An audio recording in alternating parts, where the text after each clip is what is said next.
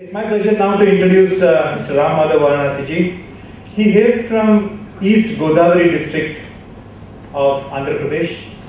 He became an RSS Pracharak after his education in electrical engineering, and he has dedicated his life for the nation since then. He is the National General Secretary of Bharatiya Janata Party. He is the Director of India Foundation. He is also a former member of National Executive, Rashtriya Swayam Sevak Sangh. Mr. Madhav ji has been a senior functionary, a media interface and an interlocutor for the intelligentsia of RSS, the intellectual face of RSS.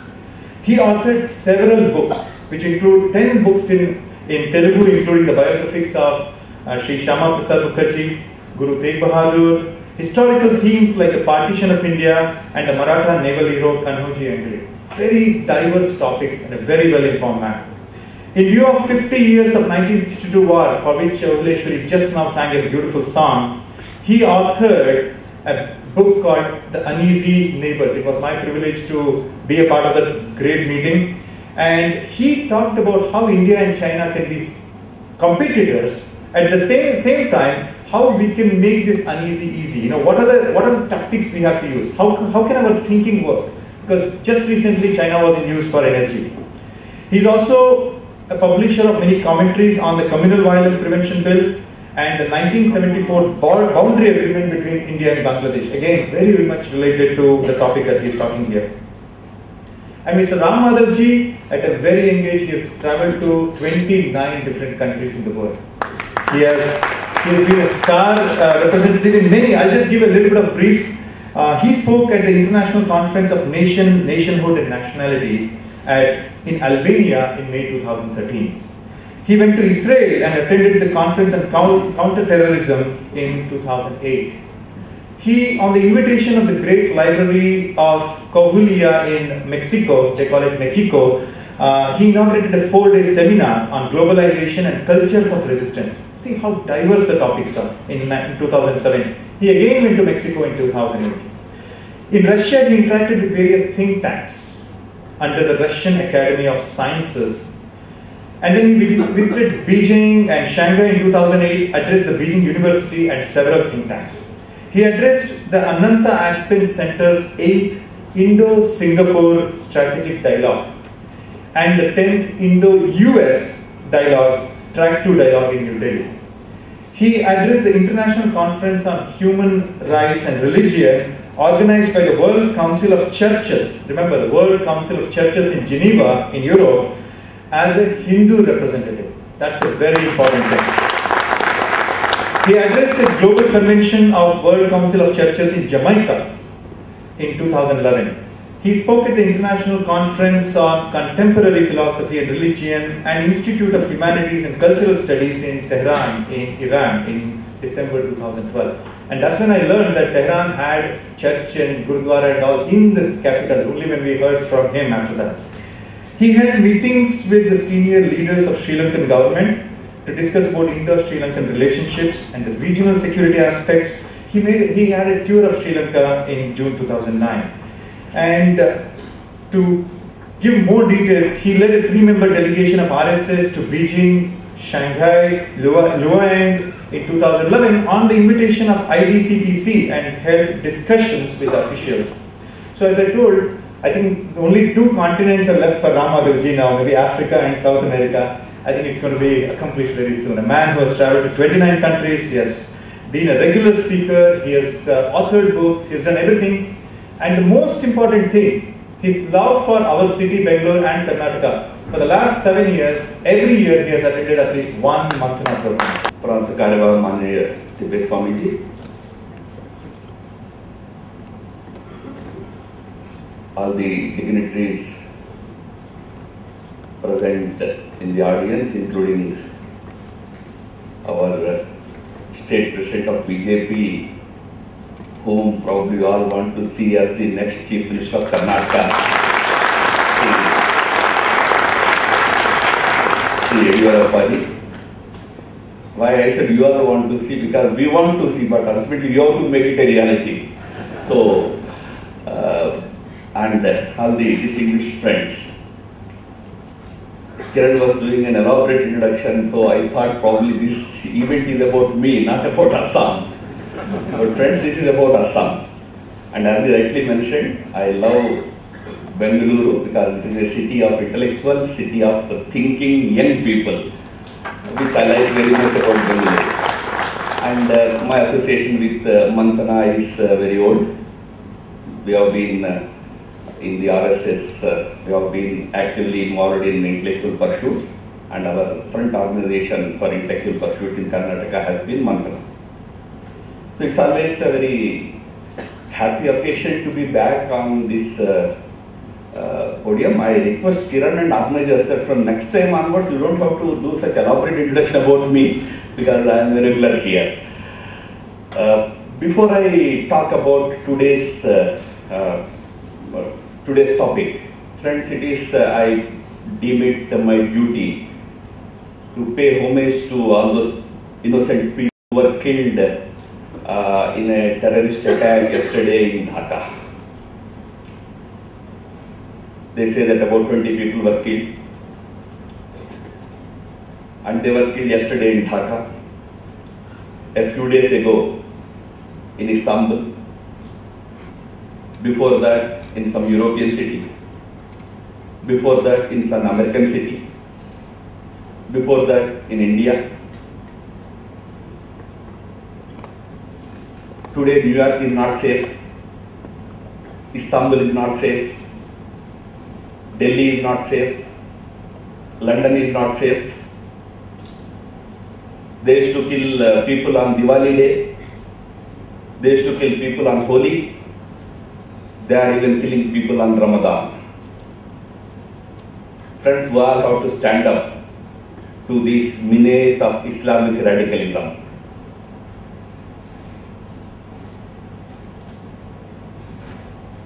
It's a big challenge to humanity. Those who are indulging in these kind of heinous acts, for them earlier we used to think that probably Diwali doesn't matter to them, probably Holi doesn't matter to them. We now realize that these radical Islamists, for them even Ramadan doesn't matter.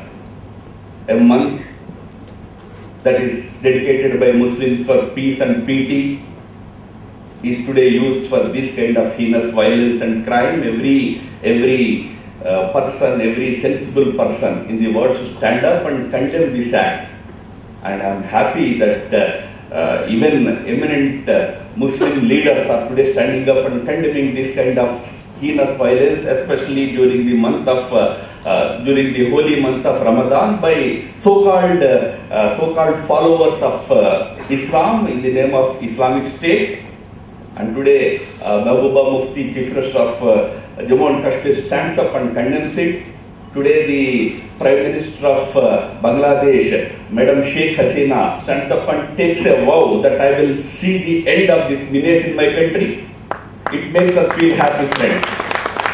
We need that resolve. That's why our Prime Minister, when he spoke in the American Parliament, American Congress, he said it very categorically, that a time has come for us to now stand up and say that we have to dealing this menace from religion, this terrorism from religion.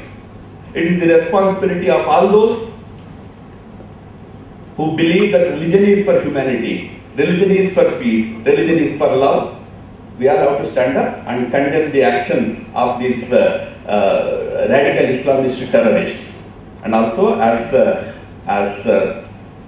citizens of this great country and of this humanity, we all should pay our homage and respects to all those innocent people who got killed yesterday, but who have been getting killed for all these years. Those innocent people. Let us pray to the Almighty that their souls rest in peace, but also a resolve that we shall not allow these kind of forces to get any space in our country, elsewhere also, friends. Friends, let me come to the topic of the day. Manthana is an intellectual forum. Why are they interested about an election?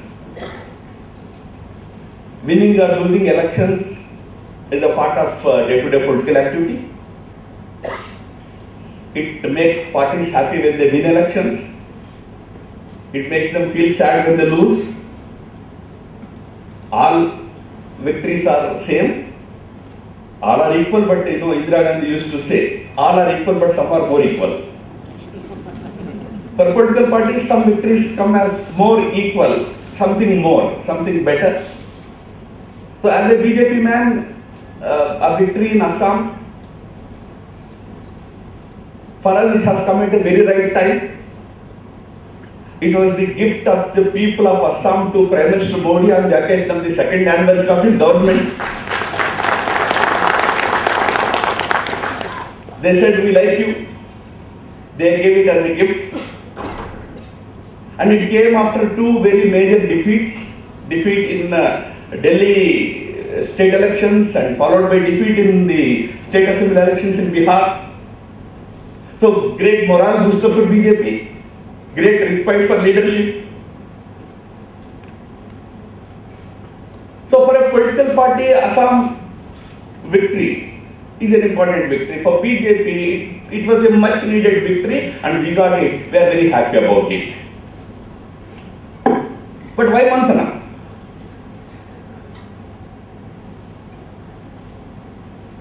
Because,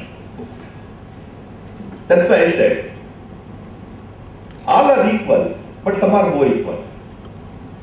States like Assam mean a lot more to all the nationalist people in the country. I have been in the RSS for so many years now. I don't count because there is no use anymore.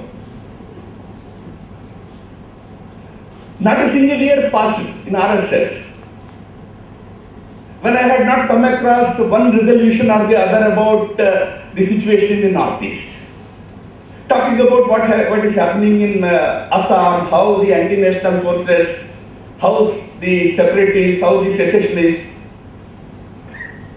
how the infiltrators are gaining in strength, gaining more foothold in the state, how it is a threat to national integrity. I myself have probably written a few resolutions about it. In fact, two states that find maximum space in nationalist discourse are Jammu and Kashmir and Assam. Because they are not just like any other states in the country. We will be happy next year when we win the elections in Karnataka. It will be a great pleasure to us. We will celebrate it. But then the celebration about Assam is different. The celebration about Jammu and Kashmir is different. Because they forming of the government by a party like BJP, which is an integral constituent of the nationalist movement in this country, has a deeper and wider meaning. So for Manthana, it's not about the victory in itself, which is important. It's the meaning that is important. So let me dwell a little bit on the meaning of this election, friends. What it means to people of Assam and what it means to the whole country.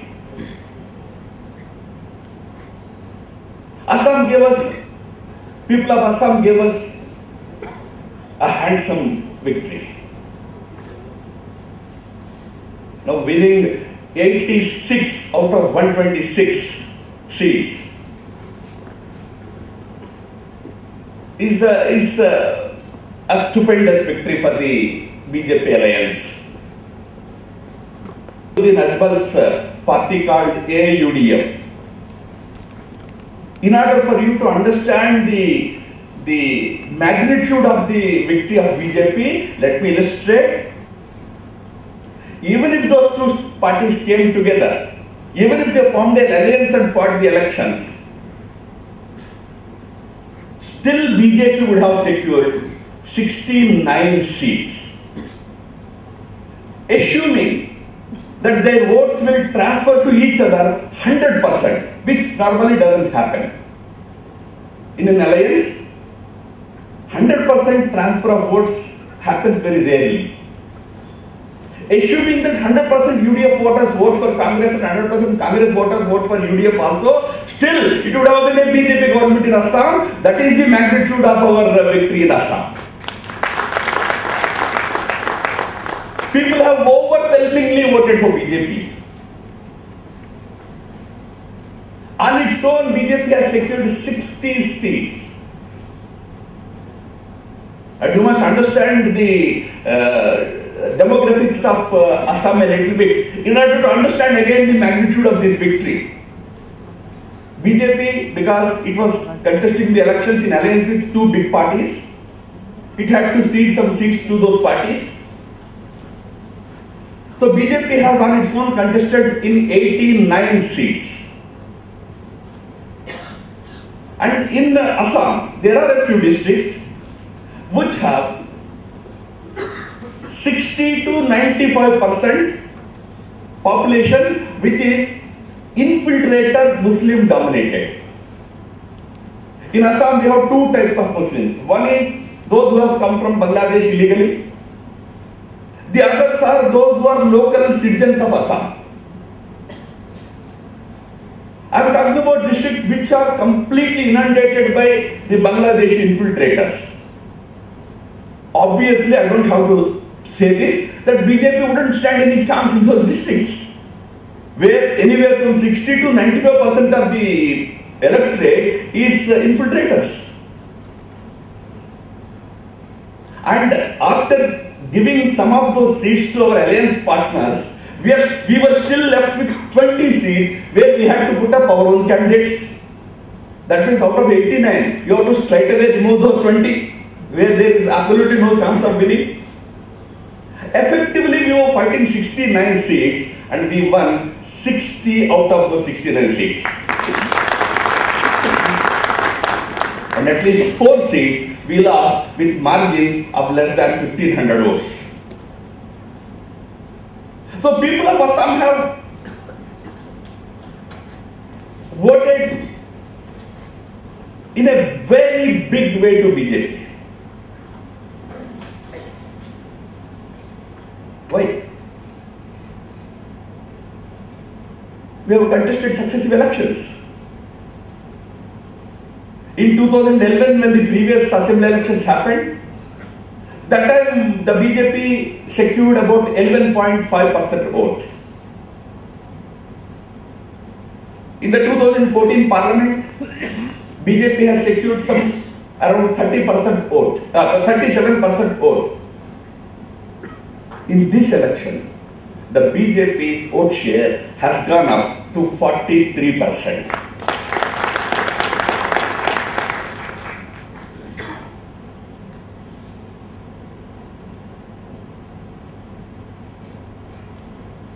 Prime Minister Modi's popularity is a common factor in every election.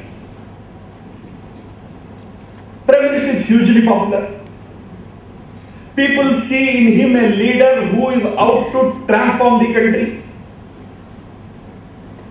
who is capable of doing it, a leader whom the country has been longing for. So naturally in Assam, we have had a great benefit of the leadership of Prime Minister Modi.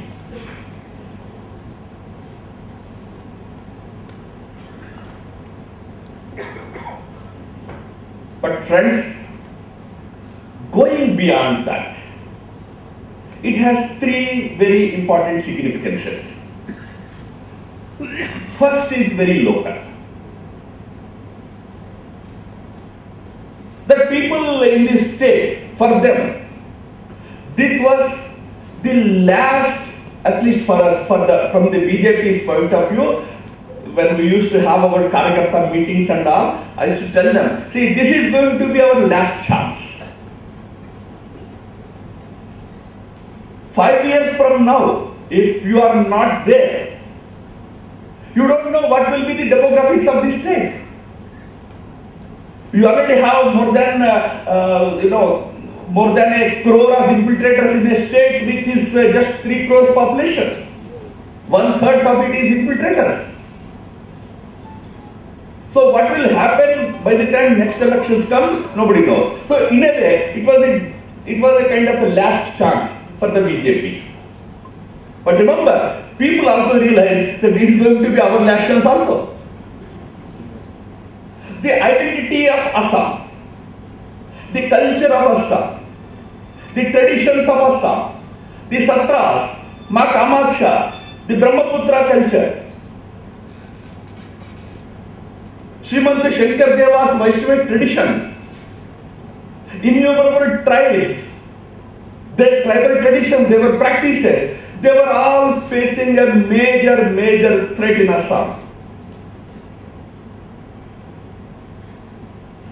So this victory means securing of Assam's identity at a very important juncture. That's why when we got the news that we secured necessary numbers to form the government, we are the winners in the election, the first thing we said was, we dedicate this victory to Ma Kamaksha, Srimant Shankar Deva, River Brahmaputra. It's not about religiosity, it's not about orthodoxy, it's about the identity of Assam. They are the identity of Assam. The tradition, the culture, the diverse practices.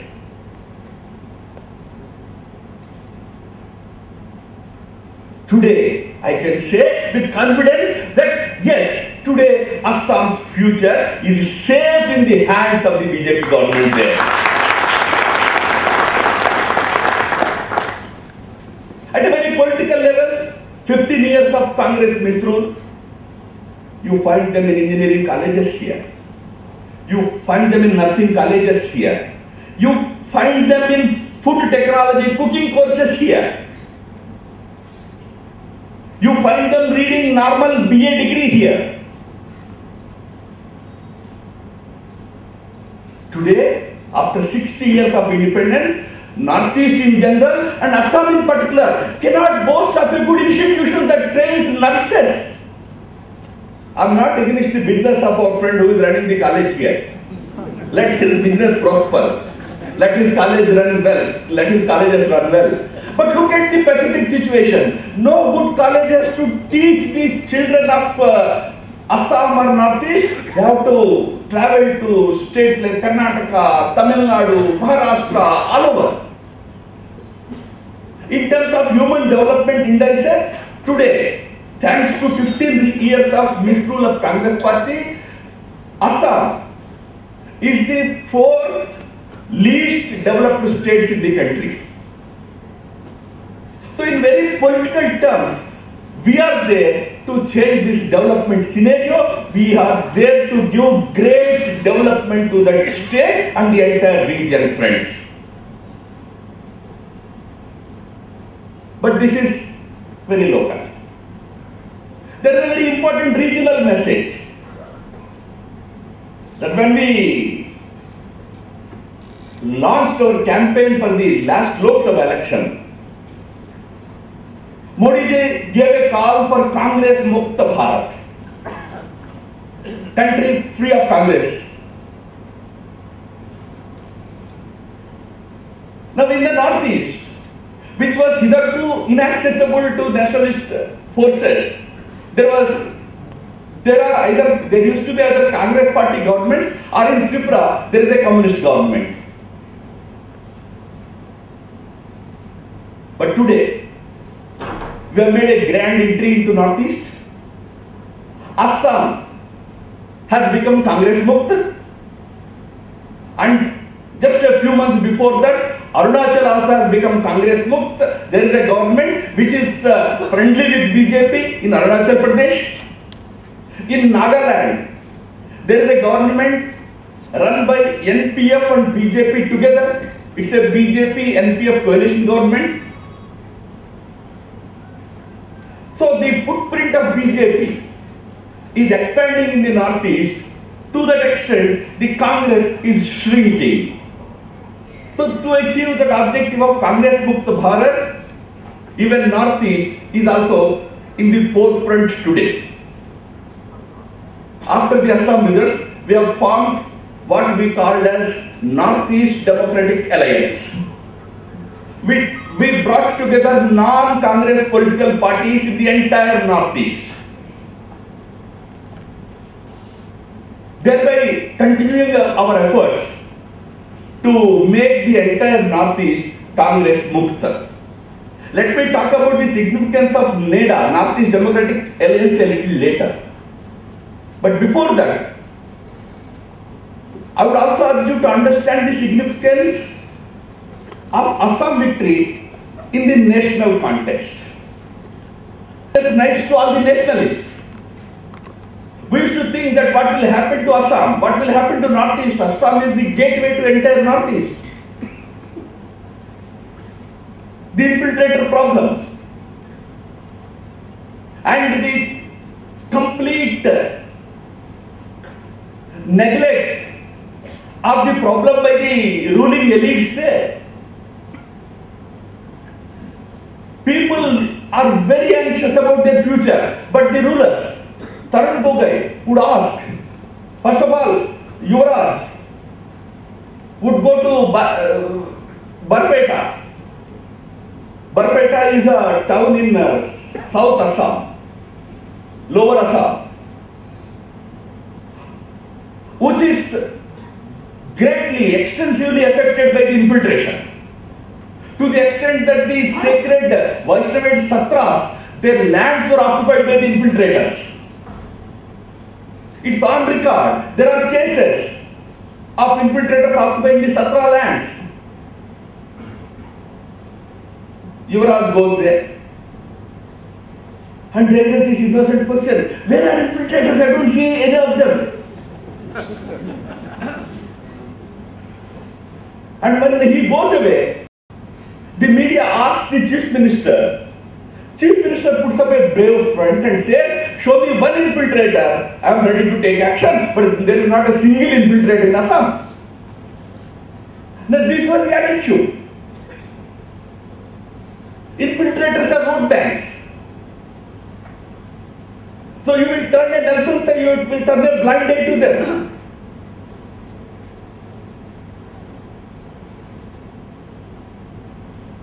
This victory means putting an end to all those things of the past. We went to the people, promising that we will seal the border. Assam's part has border with Bangladesh. It's a difficult border. It has rivers which keep changing their course. It's very difficult to guard them. But India and Bangladesh have entered into an agreement under which the entire border is now completely demarcated, and we are going to seal the entire border by the end of this year. And there will be joint patrols by BDR and BSF along the entire border of India and Bangladesh in Assam. We have promised to the people that for us, utmost importance is to secure the future of Assam. The government was formed just a month ago, but already a central team has visited Assam. They have surveyed the entire region. The central home minister has announced that the remaining parts which are to be sealed by way of a fencing, that fencing will be completed by the end of 2016. We are going to secure the entire border. And there is an NRC work, ongoing work of NRC, National Register of Citizens. Successive Congress governments tried to resist this effort, thinking that this will expose the infiltrators. These infiltrators have become their vote banks. They have become their ministers, their MLAs. and we are determined to take it forward to the logical conclusion. Friends, I am sure by the middle of next year, the National Register of Citizens in Assam will be completed.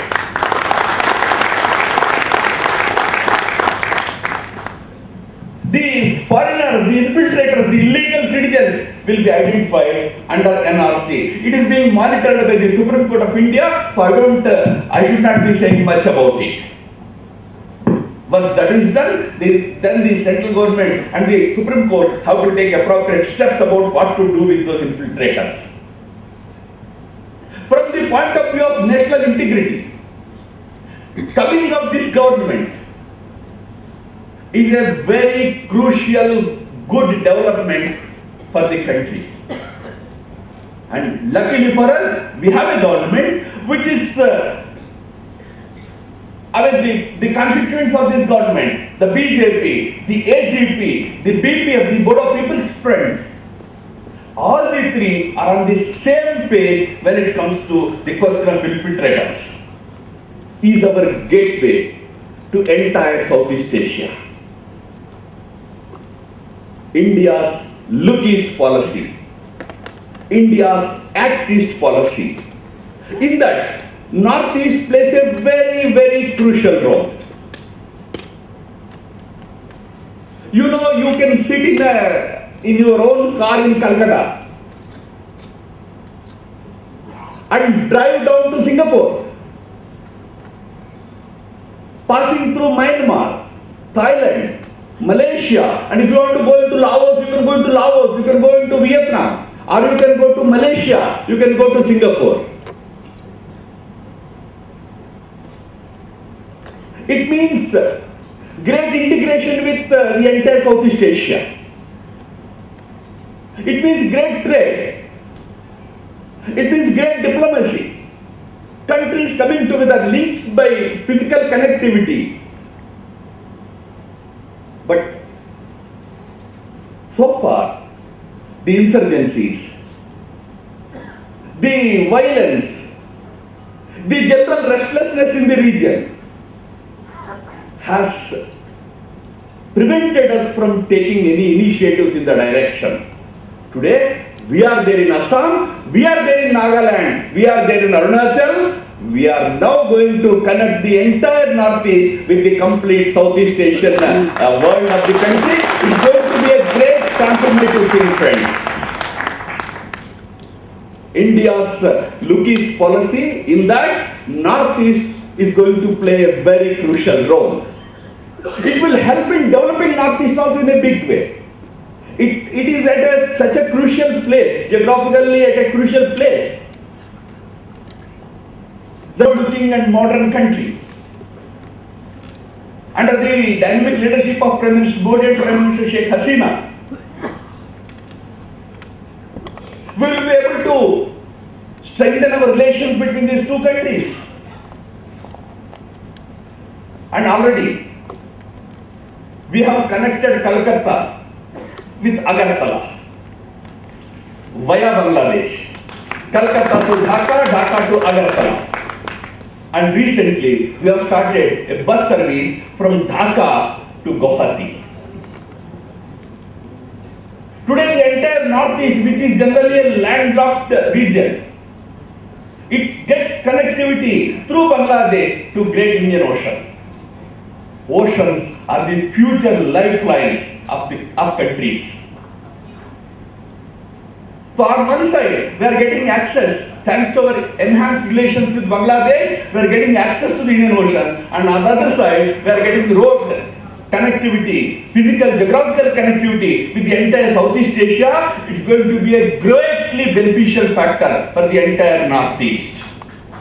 Probably in the coming years, Northeastern states will develop faster than probably your Karnataka. Because you don't have so many neighbors. Do you know how many neighbors Assam has? Bangladesh, Bhutan, Nepal, China, Myanmar. 5 neighbors. So it's going to be a great transformative thing for the entire Northeast. Friends, I mentioned about NEDA, Northeast Democratic Alliance.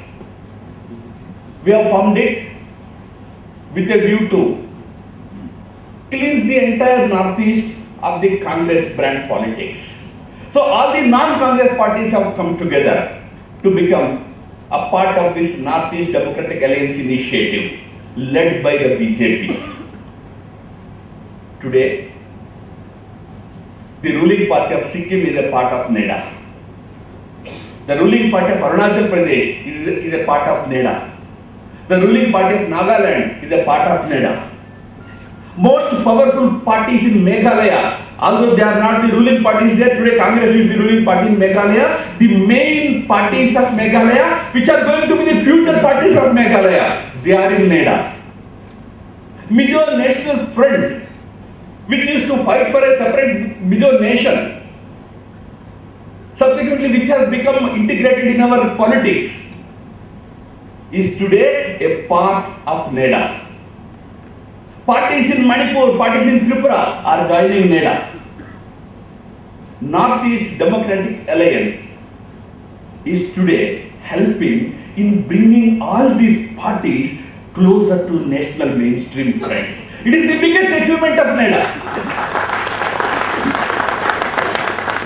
Those parties which were espousing regional causes, those parties which were espousing very limited causes are today finding themselves in the other company of this great nationalist umbrella called NEDA. Most of these states are Christian states. But today NEDA is a platform where everybody comes together. So it will strengthen, NEDA will strengthen India's integration in the Northeast. It is not just a political alliance, it is a greater national alliance. Parties joining hands with BJP in order to secure the future of their own states as well as ensure the future of India's integrity. That is NEDA, friends.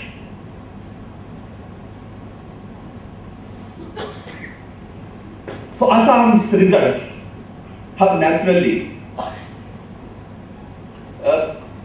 made every patriot, every nationalist feel rejoiced, feel happy. Not because BJP has won the election, but because now, with the nationalist thinking people in control of the affairs there, people are happy that we no longer have to pass resolutions about Assam's future, about Northeast's future, because it is secure now.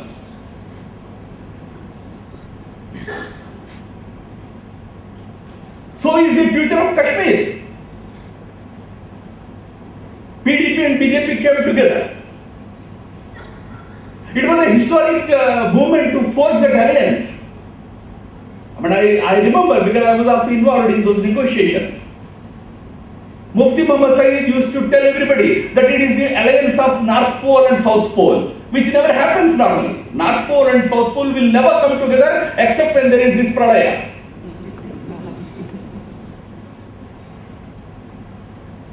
But they came together. They are skeptics. They are pessimists. Who predicted doom? Who felt that it is ultimate sellout of BJP? I used to tell them, in 60s, socialist leadership, people like Ram Manohar Lohia, became friends with the Janasangh leadership, leaders like Dindayal Upadhyaya. There used to be lot of angry discussion in the Socialist Party about this newfound friendship, as to whether it is right for socialist leaders like Lohia to befriend communal leaders like Dindayal Upadhyaya. In their view, Janasangh leadership, Janasangh was a communal party, so Janasangh leaders and socialist leaders coming together was a great sin for them. So they used to openly criticize Ram Manohar Lohia.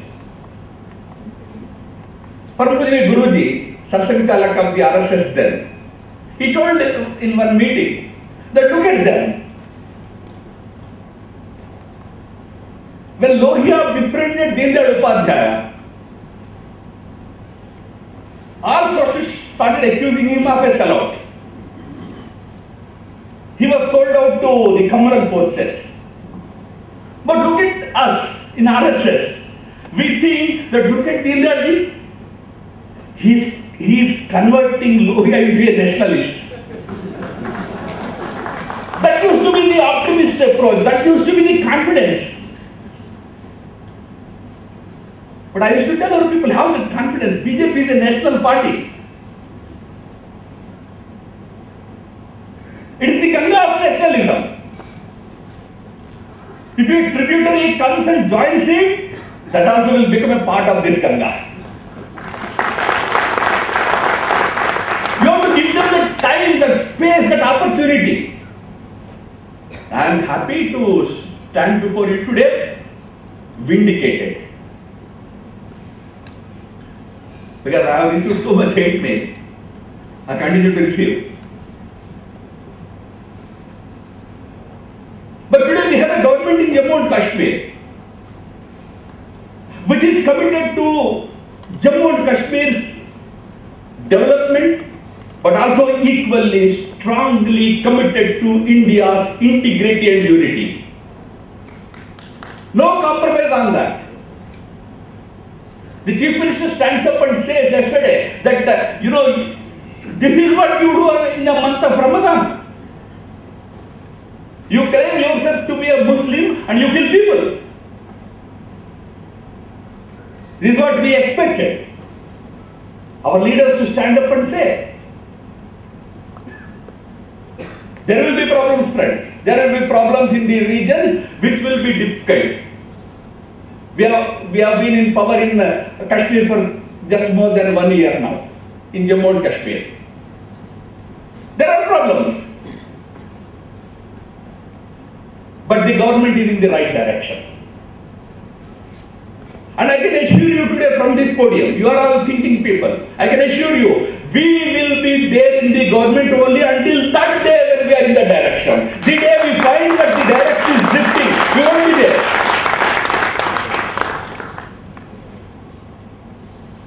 But I am very hopeful, very optimistic that the Jammu and Kashmir shall remain in power for all the 6 years that it is voted for, and it shall fulfill all its constitutional obligations and also fulfill all the promises it has made to the people of Jammu and Kashmir. Same is the case with Assam, friends. Today in Assam we have a government committed to development of Assam, but also committed to securing Assam's future and ensuring India's integrity. We shall not allow any further infiltration into that state. Period. No single infiltrator shall be allowed into Assam anymore. The borders will be sealed. Those who have infiltrated into the state, they will be identified and legally, constitutionally, whatever is in the hands of the government of Assam, those steps will be taken. There will be certain constitutional steps that can be taken, there will be certain legal steps that can be taken by the state. State will do all that is required. Lot of interest is already generated all over the world, thanks to Prime Minister Modi's relentless efforts to promote India's interests globally. So today, a number of countries are interested to come and become part of Assam's development story. Yesterday, the World Bank chief was in Delhi. His statement was that, Prime Minister Modi knows more about World Bank than me. That is the respect, that is the stature that Prime Minister enjoys. The whole country is reaping the benefits of that Prime Minister's enhanced stature today.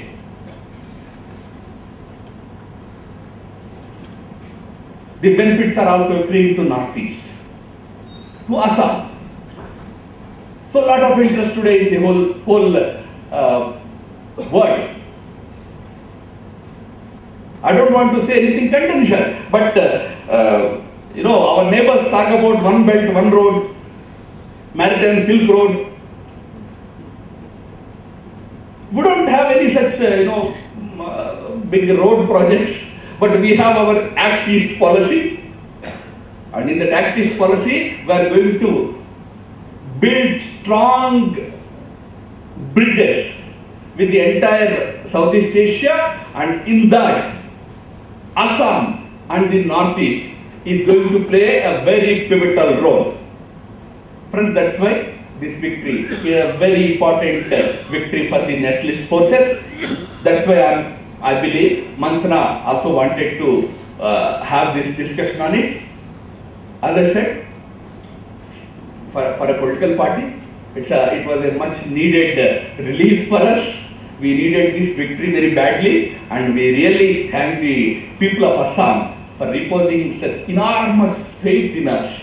Normally, I don't know about Bengaluru, but normally in cities, in urban centers, people don't turn up for voting. Normally, the voting percentages in urban centers remain low, 60%, 65%. There can be exceptions. I'm not saying everywhere it's like that. But that used to be the case in Assam also. But this time, in Guwahati, the voting turnout was 88%, 87%. And let me end by saying that one of the BJP candidates from Guwahati city won his election with a margin of 1,30,000 votes. That is the margin, and that is the majority. There is a phrase in Hindi के लोग मालूम होता है, चप्पट फाड़ के देना. Assam has given us such tremendous, support, wholehearted support. I mean, standing before you, I give this commitment to. I salute the people of Assam for reposing such enormous faith in us, but also assure the people that the two main commitments that we gave to people: one, securing the future of Assam's identity, culture and traditions, number one. Number two, bringing all-round development to that state. We shall ensure that these two will happen in very near future in that state. Thank you, friends.